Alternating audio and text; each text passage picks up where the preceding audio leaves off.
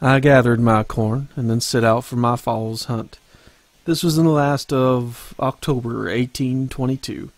I found bear very plenty, and indeed all sorts of game and wild varmints, except buffalo. There was none of them.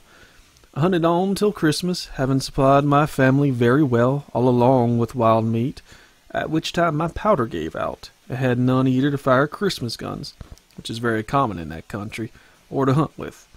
I had a brother-in-law who had now moved out and settled about 6 miles west of me on the opposite side of Rutherford's Fork of the Obion River, and he had brought me a keg of powder, but I had not gotten it home.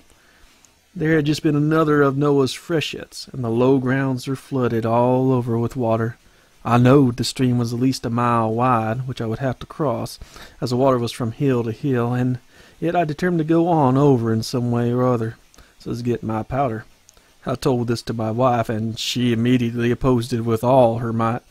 I still insisted, telling her we had no powder for Christmas, and worse than that, we were out of meat. She said we had as well starve as for me to freeze to death or to get drowned, and one or the other was certain if I attempted to go. But I didn't believe the half of this, and so I took my woolen wrappers and a pair of moccasins and put them on, and tied up some dry clothes and a pair of shoes and stockings, and started. But I didn't before know how much anybody could suffer and not die.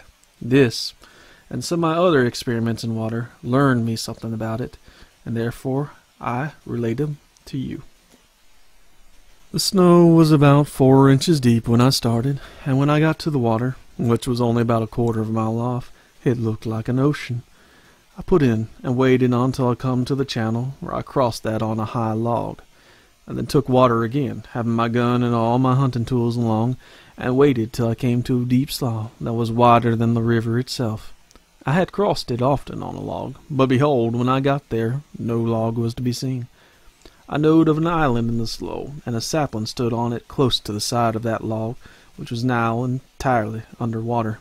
I knowed further that the water was about 8 or 10 feet deep under the log, and I judged it to be about 3 feet deep over it. After studying a little what I should do, I determined to cut a forked sapling which stood near me, so as to lodge it against the one that stood on the island, which I succeeded very well. I then cut me a pole, and then crawled along on my sapling till I got to the one it was lodged against, which was about 6 feet above the water. I then felt about with my pole till I found the log, which was just about as deep under the water as I had judged. I then crawled back and got my gun, which I had left at the stump of the sapling I had cut, and again made my way to the place of lodgment, and then climbed down the other sapling so as to get on the log. I then felt my way along with my feet in the water about waist deep, but it was a mightily ticklish business. However, I got over, and by this time I had very little feeling in my feet and legs, as I had been all the time in the water, except what time I was crossing the high log over the river, and climbed my lodge sapling. I went but a short distance, for I came to another slough, over which there was a log, but it was floating on the water. I thought I could walk it, and so I mounted on it. But when I got about the middle of the deep water, somehow or somehow else it turned over, and in I went up to my head.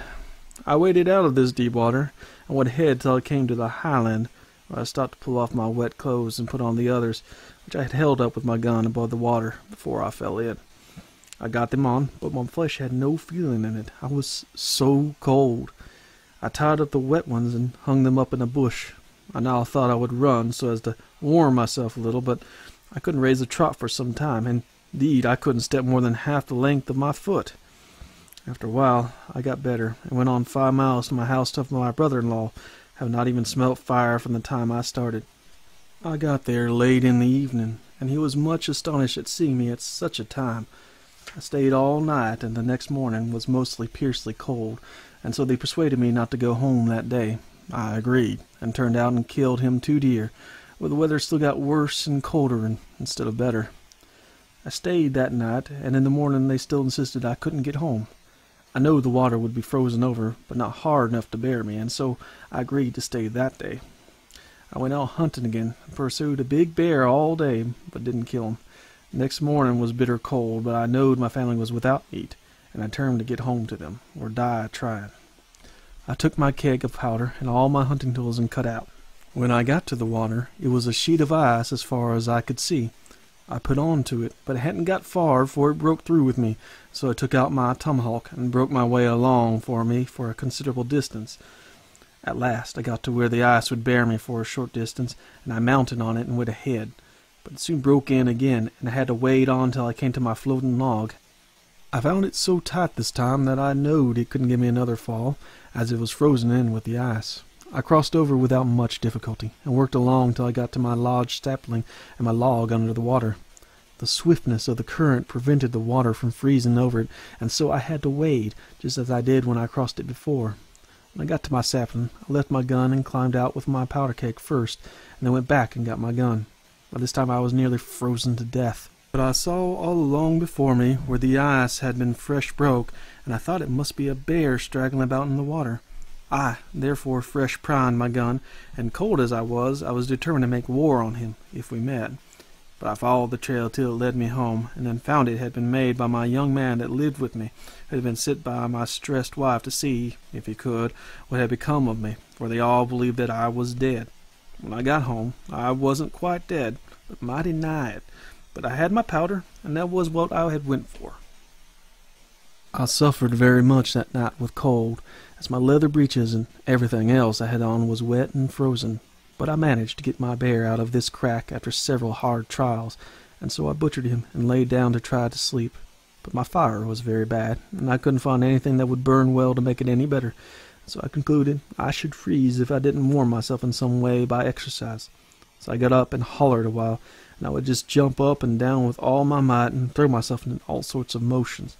But all this wouldn't do, for my blood was now getting cold, the chills coming all over me. I was so tired, too, that I could hardly walk, but I thought I would do the best I could do to save my life, and then, if I died, nobody would be to blame. So I went to a tree about 2 feet through, and not a limb on it for 30 feet, and I climbed up to the limbs, and locked my arms together round it, and slide down to the bottom again. This would make the instances of my legs and arms feel mightily warm and good. I continued this till daylight in the morning, and how often I could climb the tree and slid down I don't know, but I reckon at least 100 times. As there was considerable time to be killed, or got rid of in some way, before dinner could be cooked, it was proposed that we should go beyond the village and shoot at a mark, for they had heard I was a first-rate shot, and they wanted to see for themselves whether Fame had not blown her little trumpet a little too strong in my favor, for since she had represented the government as being a first-rate statesman, and Colonel Benton as a first-rate orator, they could not receive such reports without proper allowance, as Congress thought of the post-office report. Well, I shouldered my Betsy, and she is just about as beautiful a piece as ever come out of Philadelphia, and went out to the shooting ground, followed by all the leading men in Little Rock, and that was a clear majority of the town, for it is remarkable that there are always more leading men in small villages than there are followers. I was in prime order. My eye was as keen as a lizard, and my nerves were as steady and unshaken as the political course of Henry Clay. So at it we went, the distance 100 yards. The principal marksman, and as such as had never been beat, led the way, and it was some pretty fair shooting, I tell you. At length it came to be my turn. I squared myself, raised my beautiful Betsy to my shoulder, took deliberate aim, and smack! I sent the bullet right into the center of the bull's eye. "There's no mistaking Betsy," said I, in a sort of careless way, as they were all looking at the target, sort of amazed and not at all over-pleased. "That's a chance shot, Colonel," said one who had the reputation of being the best marksman in those parts. "Not as much a chance as there was," said I, "when Dick Johnson took his man for better or for worse. I could do it 5 times out of 6 any day in the week." This I said in as confident a tone as the government did, when he protested he forgave Colonel Benton for shooting him, and he was now the best friend he had in the world. I knew it was not altogether as correct as it might be, but when a man sets about going the big figure, halfway measures won't answer no how, and the greatest and the best has set me the example that swaggering will answer good purpose at times. They now proposed that we should have a second trial, but knowing that I had nothing to gain and everything to lose, I was for backing out and fighting shy.